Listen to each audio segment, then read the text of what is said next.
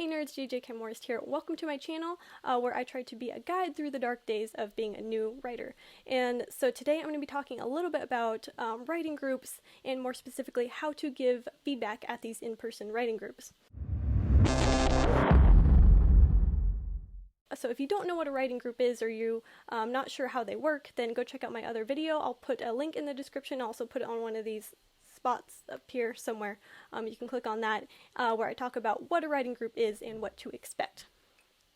Anyway, jumping right in, if you've decided that you wanted to join a writing group, you may be a little bit nervous about how to give feedback. So this is going to be a quick reference guide of, the do's and don'ts and a step-by-step guide of how to give feedback. So step one is to pay attention. So the writer's going to go around, hand out hard copies of their work, and then they're going to read it aloud. So it's very important to pay attention while they are reading it because you're not going to get a ton of time to reread if you were spacing out somewhere in the middle. So step one is pay attention. Step two is feel free to make any notes that you want in the margins on the hard copy of the work that they hand out. This can definitely help you get your thoughts together and remember things that you wanted to talk about when you're giving the feedback. A quick note here though, so you are going to hand this hard copy back to the writer, so don't write anything that you wouldn't want them to read. Don't write anything nasty or anything awful. Step three is where it can get kind of difficult when it's your turn to give the feedback and you may not know where to start. Like, what do you say? What do you talk about? So here's a couple things that you can talk about. This is by no means a complete list. There's so many things you could talk about, but here is just like a few things that are very easy to look for and pick out to give feedback on. So one is info dumping. Info dumping is where you just dump a whole bunch of information, whether that's backstory, world building, character relationships with someone else, anything that has to do with your world and your setting and your characters. If that's all just thrown at the reader in one big chunk all at once, that's not the ideal way to do it. Ideally, you want to sprinkle that information throughout the text and not just have it thrown at the reader in one big boring block. Was there an area where you were bored of the info dumping, or was there a character dump? Were way too many characters introduced all at once where the reader's never going to remember all of them? So those are some things you could talk about with info dumping. Then we have repetitive words and phrases. This is one that I really like getting feedback on because it's very easy to overlook. If you use, the word scorching, like 10 times in 5 pages. That's something that you should know. You could use a better word, you find something else to use instead of that same word over and over again. Or if a certain phrase was repeated over and over again, or just repeated a lot in one small section. That is something easy to point out and something that the writer might just have easily overlooked. Next is clarification, and this is a huge one. This is why I like to go to writing groups for the most part, is to see whether or not the vision that I had in my head ended up on the paper to the point where the reader could have a similar vision in their head as well. So if you were confused by any parts of what they read, if you couldn't imagine it in your head, if they lost you at some point, point that out. If your visualization dropped off or you couldn't figure out exactly what was going on or you were confused, make sure that is something that is pointed out because, a lot of the times we have these crazy imaginations as writers and we try to put them down on the paper as best we can because we can definitely see them ourselves, but sometimes it's not always clear to the reader. Next thing you could talk about is clunky phrases. So a lot of the time this will be caught when the writer's reading it out loud. I feel like this is a good exercise just in general, is to read your work out loud, and that way you can catch some of the clunky phrases that you may have used that you didn't realize were awkward. And so, were there any phrases in there that seemed a little bit clunky or weird and could just use a little bit of tweaking to make it flow a little bit better? Passive voice. Passive voice is where the object is acted upon instead of the subject doing the action. And so, for example, it would be the man was killed by her instead of she killed the man. So the general consensus of passive voice is that it is going to make your work weaker. You could argue that some instances of passive voice is okay and actually enhances things, but overall, generally, you want to try and keep passive voice out of your writing completely. Passive voice can sometimes be really hard to identify. I know I sometimes struggle with realizing when I'm using passive voice. So if you can point that out to the writer, areas where they're using the passive voice, I think that is going to be immensely helpful. Next, any anachronisms or inconsistencies. So this is where you were pulled out of the story because something seemed odd to you, something didn't seem fitting in the world. So let's say they were writing like a medieval fantasy story, but they suddenly had like a cell phone or something like that.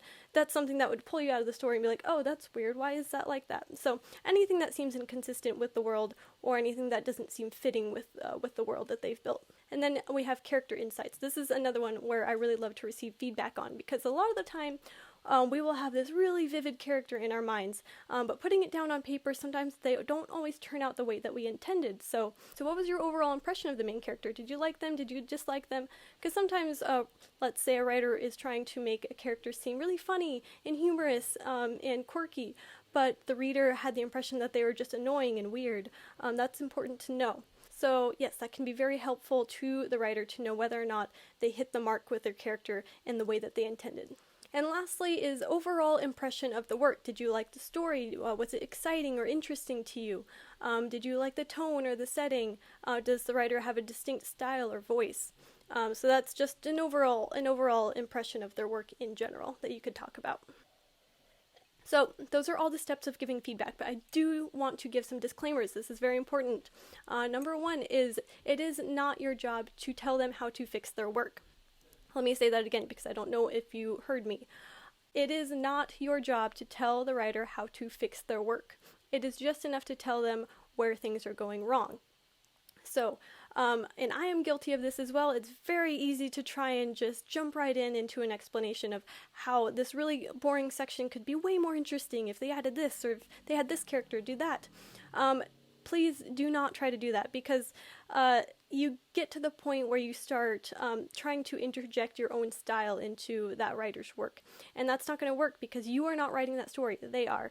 So it's really important to remember that. Again, you are not writing the story, they are. So if you try and tell them how to fix their work, a lot of the time it can be well-intentioned but very misguided.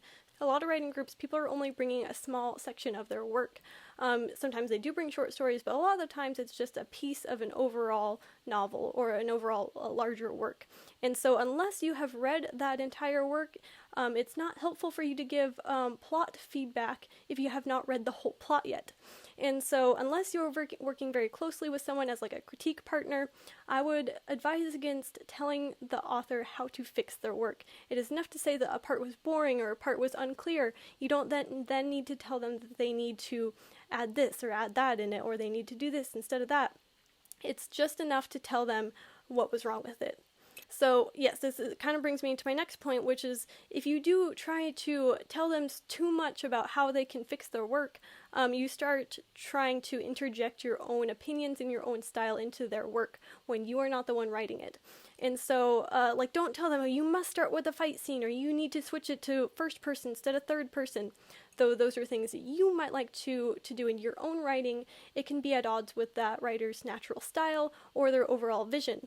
And so if you tell them they need to add this or do that instead, or take that out and add this, it can just send them off in a wild goose chase trying to achieve something that is not actually going to work for them, and is essentially wasting their time on something that is not going to work in their story with their vision and the way that they write. Another fear that people have is, what if you don't know what to say? What if it gets to you and your turn to give feedback in this little group and you have no idea what to say? And I talked about this in my last video.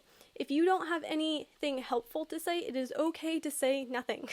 If you cannot give honest feedback that you really believe in, do not give feedback at all. Do not panic and try to just pull feedback out of nowhere just because you wanted to have something to say. That can actually be very, very detrimental to the writer. If you don't understand what is going on in the text, or if you're totally lost, or you're just at a complete loss, just let them know that you need more time to process and you don't have any comments at this time. Because if you're not giving honest feedback, you're just, again, sending them off on a wild goose chase. And then this ties in with my next point, which is the second fear is, what if you hated it? How do you give negative feedback, and how negative should you be when you give negative feedback? And again, if you honestly felt something was needed more work or was not as good as it could be, let the author know. So what I like to do is kind of like the compliment sandwich, where you start off with a positive, in the middle you put your negative feedback, and then you end with a positive again. This can kind of just cushion the blow a little bit. So, everyone's different in how they want to receive their feedback. Some people like it when you're brutally honest, others are more sensitive. Don't give feedback that is dishonest. And so if you really honestly hated it, don't just say that you hated it. Try to be helpful and explain things that you did not enjoy about it. You can say that you were bored, or that you weren't able to follow it, or you were confused, or you were lost. You can say those things, and that's perfectly valid feedback. Though it can be kind of soul-crushing to hear, I know, because writing is your art. It's a piece of you, and you're sharing it with the world. And if you hear, that piece of you is not good enough, or that someone hated it or didn't like it, it can be devastating. But I think it's all a part of learning to grow as a writer. If people just saying compliments left and right and just only gave positive feedback, then the whole point of going to a writing group would be pointless, in my opinion. People would only go to like boost their egos and stuff like that. I think most people show up to a writing group because they want to know how to get better. They don't just want praises saying about their work. And so if you are giving dishonest positive feedback that you don't actually believe in, that's defeating the purpose of going to a writing group. Try to be nice about your negative feedback, but do give the negative part. Say honestly what you're feeling about it. And again, if you receive some really negative feedback, it's okay. You don't have to implement it all. It doesn't mean that it's necessarily wrong. It just might not be someone's particular flavor or interest of writing. And that's fine. So lastly, you went to the writing group, you got the feedback, you came home. Now you have to decide what feedback you want to implement.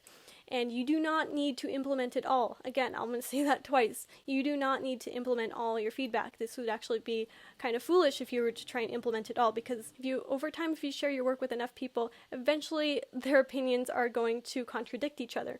And so it would be impossible to please everyone who gives feedback on your work. And art is subjective. Again, one person might have loved, another person might have hated. You have to decide, what you really honestly think about your work. It should be enough that someone pointed out certain aspects of it that they liked or didn't like, or things that they think you could improve on. But that doesn't necessarily mean you need to implement it. Don't refute your feedback while it's being given to you. Stay silent, take notes on what they say, go home, take an honest look at it, and then decide from there. I mean, there's certainly been times where I've gotten feedback and I was thinking, oh my god, you're so right, I cannot believe I didn't see that. And other times where I thought, I see your point, but I totally disagree. And then if you don't agree with any of the feedback you received, don't implement any of it. Though I would be a little bit wary of this. I mean, the whole point that we go in the first place is to hear where our failings are. But yes, don't implement feedback you don't agree with, obviously. And some, this is probably a group of amateur writers, and so they're not necessarily going to be professionals. Some of them may or may not know what they're talking about. That's okay. Take that, with a grain of salt. But do try to honestly think about your work. Sometimes it takes a little bit of time. Sometimes you need to receive the same negative feedback in one aspect many, many times before it really becomes clear to you. Like for me, I tend to get a little bit purple with my prose, and I thought it was beautiful and I loved it. And then every time someone would say, oh, this could be clearer, this could be more concise, I would think, no, it doesn't need to be. It's pretty. But then after receiving that same feedback over and over again, I started to think, okay, maybe they are right in some aspects where some things could be cleaned up a little bit. So the one thing about writing groups is if you don't feel like you got anything out of it, at least you got out there and shared your work. As a new writer, that can be very difficult. It can be scary, but I think it's important to do, just to share your work with the world. If you could be the best writer ever, but if you never share your work, no one's ever going to know. And also, if you got some pretty brutal feedback from a writing group, then at least you've toughened your skin up a little bit. In this industry, you are going to be rejected a lot. You're going to get a lot of criticism. And I think it's important, that's a whole nother skill to build, is to build tough skin. And there's a lot of skills that you have to learn other than just writing when it comes to being a writer. And I think one of those is learning to let things kind of roll off of you. Because, you're not everyone's going to love your work. And though you might love it, not everyone will. So I think it's important to be able to build up your tough skin in certain aspects when it comes to writing. Anyway, I would love to hear your guys' opinions on writing groups. What else did I miss? Have you been to a writing group? Was it awesome? Did it suck? I want to know your experiences. Let me know down in the comments what encounters you've had at writing groups, stuff that was super helpful, stuff that was really awful. Let me know about those stories. I'm very interested to hear. Anyway, thanks for watching. If you want to follow me, I'm on Facebook, Instagram, and Twitter. And then if you want to be my friend, go down to my website down in the description and sign up for my newsletter. Anyway, thanks for watching, nerds.